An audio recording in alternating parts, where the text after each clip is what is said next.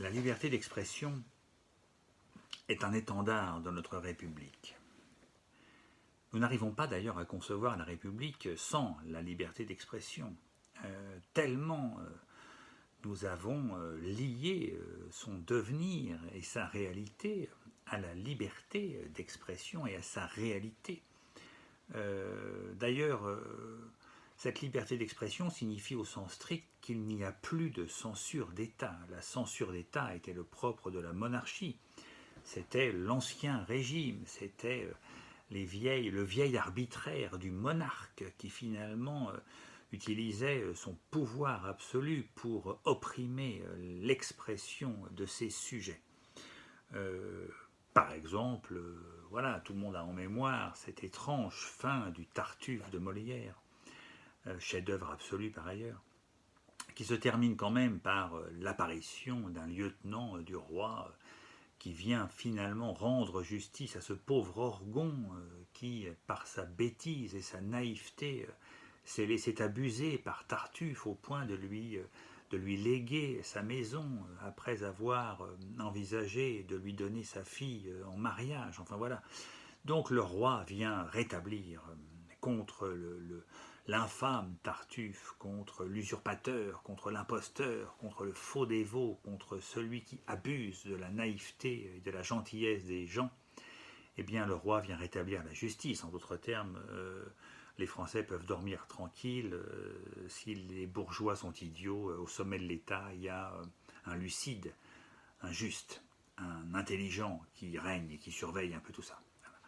Donc évidemment, cette fin, Molière ne l'aurait sans doute pas écrite s'il avait eu la plume libre, comme on dit.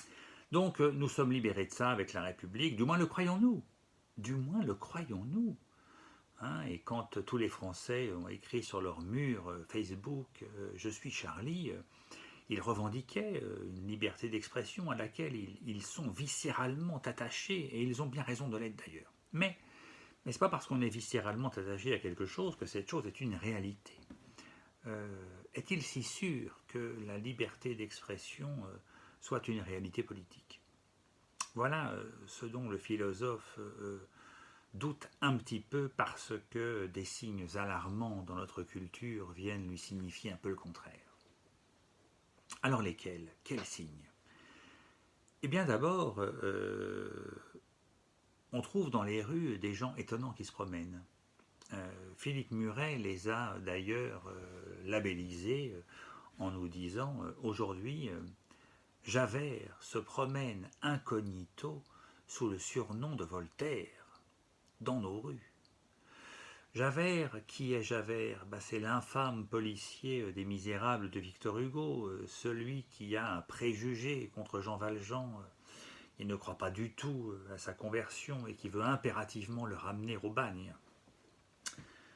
Voilà, et puis Voltaire, c'est par ailleurs le grand défenseur de la liberté d'expression, celui dont finalement on garde en mémoire ce mot assez admirable d'ailleurs, qu'on soit un disciple ou un admirateur de Voltaire, ce mot est admirable.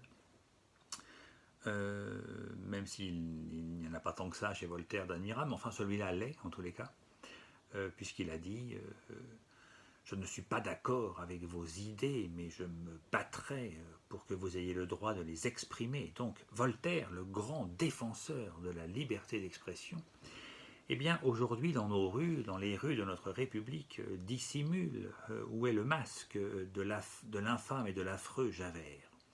Voilà une réalité troublante. Il y a une multitude d'associations en France qui aujourd'hui veulent réglementer la parole, viennent nous dire ce qu'on a le droit de dire, ce qu'on n'a pas le droit de dire, et fonctionnent un peu comme une espèce d'inquisition, mais une inquisition qui ne tombe pas du sommet de l'État.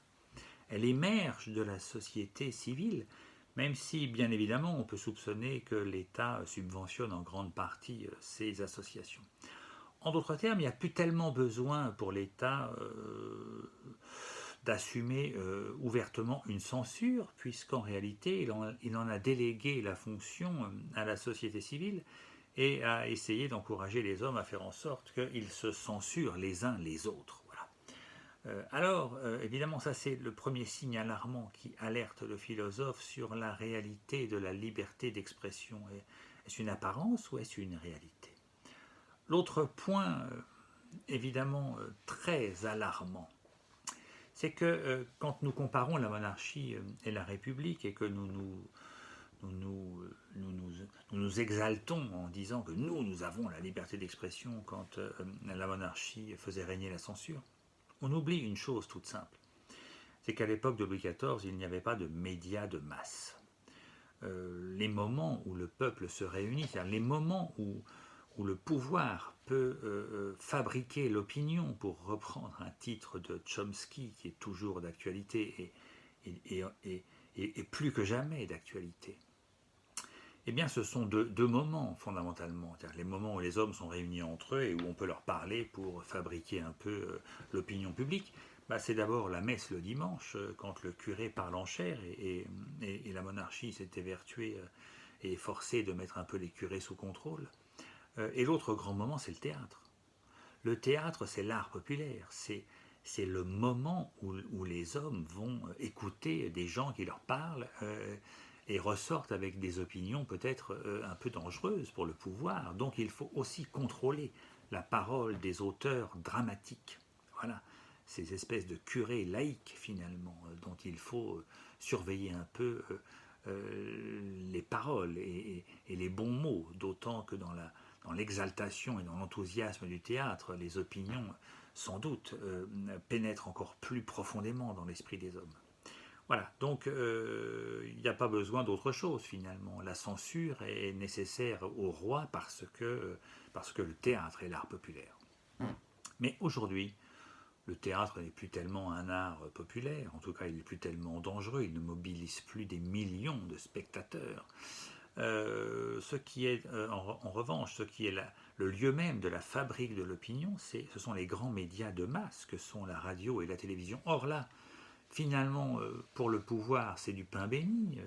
C'est assez facile de fabriquer l'opinion parce qu'il suffit de demander aux médias de masse de ne pas inviter certaines paroles, de ne pas assurer la promotion de certaines pensées pour finalement réussir à fabriquer l'opinion.